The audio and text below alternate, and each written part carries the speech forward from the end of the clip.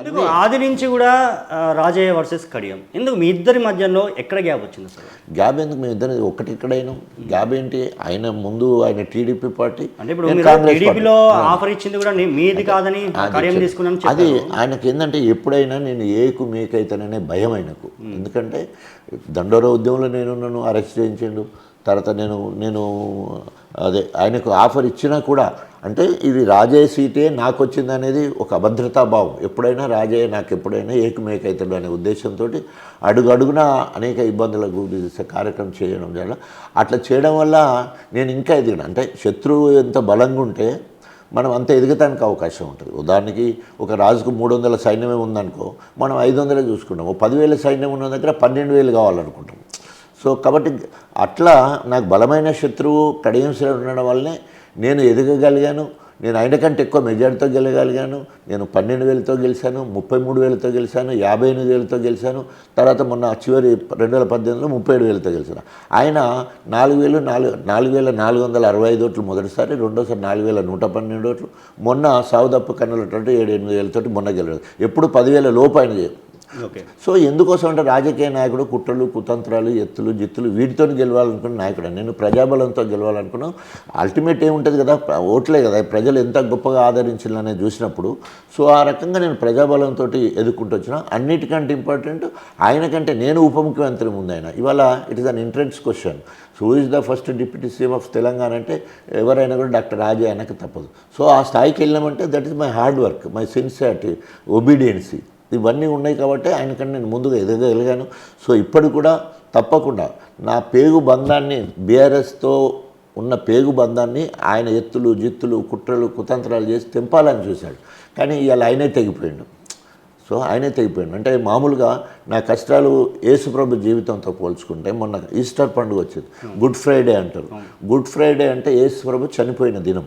యేసుప్రభు చనిపోవడానికి ముందు అనేక అవమానాలు, దగ్గరి మిత్రులే తెలియదనడము, దగ్గరి ఇష్టమైన మిత్రుడే శిష్యుడే ముందు పెట్టి అప్పచెప్పడము, ఇంకొకరైతే ఆయన చనిపోయిన గాయంలో ఏలు పెడితే మాత్రమే నేను నమ్మనడం, కొరడాలతో కొట్టడము, ముళ్ళ కిరీటం పెట్టడము. ఏ యూదుల కోసం అయితే యేసుప్రభు జన్మించిందని అంటారు, చరిత్ర చెప్తుందో ఆ యూదులే యేసుప్రభుకు సిలువేయాలి అనే పరిస్థితి. బరబ్బా అనే ఒక నరాంతకుడు ఉంటాడు, ఆయన విడుదల చేయాలి, యేసుప్రభుని వేయాలి. సో కడియం శ్రీరామ్ కూడా బరబ్బా లాంటోడు. గణపురం నియోజకవర్గానికి శని ఈరోజు బీఆర్ఎస్ పార్టీ నుంచి వెళ్ళి బయటికి వెళ్ళి ఆ శని పోయింది. సో ఆ శని ఇప్పుడు రేవంత్ రెడ్డి పట్టుకున్నది. ఎందుకంటే కాంగ్రెస్ పార్టీ కుప్ప కూలిపోద్దని ఆయనే సంపత్ రెడ్డి సంస్కరణ సభ రోజు బీఆర్ఎస్ కార్యాలయంలో అన్నమాట, 6 నెలలనే కూలిపోద్దని. ఇప్పుడు కూడా అంటున్నారు. రీసెంట్గా నిరంజన్ రెడ్డి కూడా ఒక మాట అన్నాడు, ఆగస్టు లోపు కాంగ్రెస్ పార్టీ పడిపోతుంది. ఇప్పుడు రేవంత్ రెడ్డి ఏమో అభయస్తం అంటే కడియం శ్రీరామ్ పోతే భస్మాసురాస్తమే, అందరినీ మొత్తం చేయబెట్టడము, కథ అందరినీ నాశనం చేయడము. ఇప్పుడు అందరికీ థ్రెట్. ఇప్పుడు కాంగ్రెస్లో ఉన్న ఎమ్మెల్యేలు అందరికీ ఇప్పుడు ఇందిర పని క్లోజ్ అయిపోయినట్టే కదా. ఇక తండ్రి బిడ్డలు వచ్చిన తర్వాత ఇందిర అవుట్, తర్వాత సురేఖ ఇన్ఛార్జ్ ఉండే పార్లమెంటుకు రేవూరు ప్రకాష్ రెడ్డిని పెట్టేసి ఆమె మంత్రి పదవి లెక్క కూడా పక్కకు పెట్టేసే కార్యక్రమం. ఇప్పుడు వాళ్ళిద్దరి మధ్యలో లొల్లులు జరుగుతున్నాయి. చూసినా మొన్న ఒక ఆడియో కూడా రేవూరు ప్రకాష్ రెడ్డి చెప్తున్నాను. అంటే ఈయన పోయిందిగా పుల్లలు పెట్టడం స్టార్ట్ అవుతుంది. ఎక్కడ కూడా బీఆర్ఎస్లో ఉన్నంతసేపు అందరితోటి వైరమే, ఉన్న కాడ ఉండడు. తర్వాత ఇప్పుడు అందులో పోయాడు, అందులో అభయాస్తం మొదలు పెడితే అభయాస్తాన్ని బదులు భస్మాసురాస్తం పోయాడు.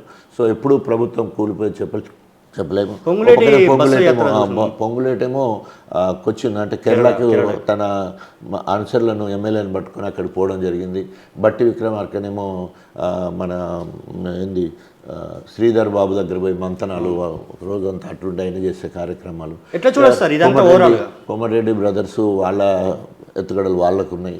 రేవంత్ రెడ్డి ఒంటరైనట్టు ఇవాళ మనం ఏ పేపర్లో చూసినా కూడా ఈ 4 ఎంపీ ఎన్నికలు అయిపోయిన తర్వాత ఒక్కడే కనబడతాడు, ఇంకెవరు కూడా పక్క కూడా ఉండట్లేదు. సో అది కాంగ్రెస్ నైజం మొదటి నుంచి కూడా. గ్రూపు రాజకీయాలు అనేది కాంగ్రెస్ పార్టీలో ఉంటాయి. అందుకని దాన్ని ఎవరో కూలగొట్టని అవసరం లేదు, వాళ్ళే కూలగొట్టుకుంటారు అనేది ఒకటి ఉన్నది. సో చూద్దాం. నేను అప్రజాస్వామికంగా నేను ఏం కామెంట్ చేయలేను, కానీ వాళ్ళంతా వాళ్ళు కూలిపోయేది ఉంటే ఏం చేస్తాం. ఇప్పుడు ఆయన ఇంతమంది ఒక ముఖ్యమంత్రిగా రేవంత్ రెడ్డి ఎక్కడ కూడా ఆయన భాష ఇప్పటివరకు మారలేదు. ఒక ముఖ్యమంత్రిగా ఉండి తొక్కుతాము, పేగులు తీసి మెడలేసుకుంటాము, కళ్ళ గుడ్లు తీసి గోళీలు ఆడుకుంటాను ఏమనుకుంటాను. ఇవన్నీ కూడా అసలు అంత బహిరంగ సభలలో బహిరంగంగా సరే ఇంటర్నల్గా చిట్చాట్లను ఆడేయడం మాట్లాడడం వేరు, కానీ డైరెక్ట్గా మాట్లాడడం అనేది ముఖ్యమంత్రి స్థాయి కాదు.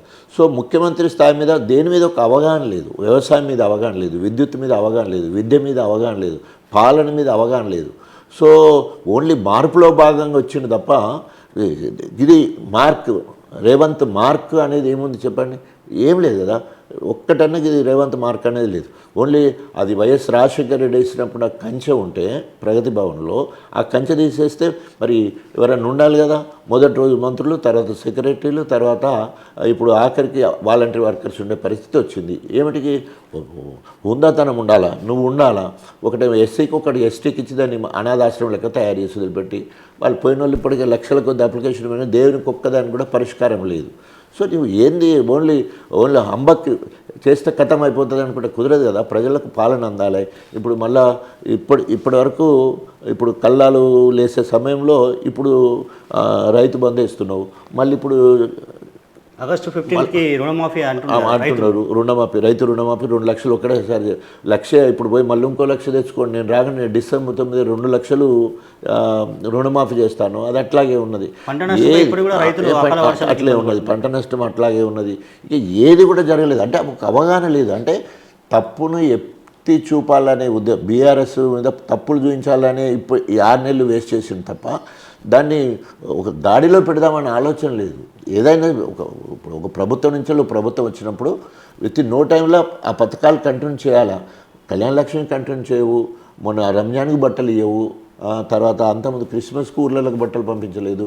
తర్వాత ఇప్పుడు చేపలు వేసే సమయం దగ్గరికి వస్తుంది. ఇప్పటివరకు దానికి టెండర్లు కానీ గిన్నెలు కానీ అట్లాంటివి ఏం లేవు. అన్నీ కూడా ఏది చూసినా కూడా ఒక దాని మీద ఒక అవగాహనతో ముందుకు పోయి రివ్యూ పెట్టుకొని వెళ్ళిపోదామనే ఆలోచన లేదు ఇప్పటి వరకు కూడా. అందుకనే గౌగోడితనం ఉంటారు కదా, ఇప్పటికి అట్లనే కనిపిస్తుంది రేవంత్ రెడ్డి పనితనం చూస్తే. ఎవరు కూడా ఏదో పైగా అందరూ అనుకున్నట్టు, కానీ ఎవరు కూడా ఆయనకు సహకరించలేనట్టు కనిపిస్తూ ఉన్నది. అసలైన తొలి వెలుగు. ఫాలో వాట్సాప్ @తొలి వెలుగు official.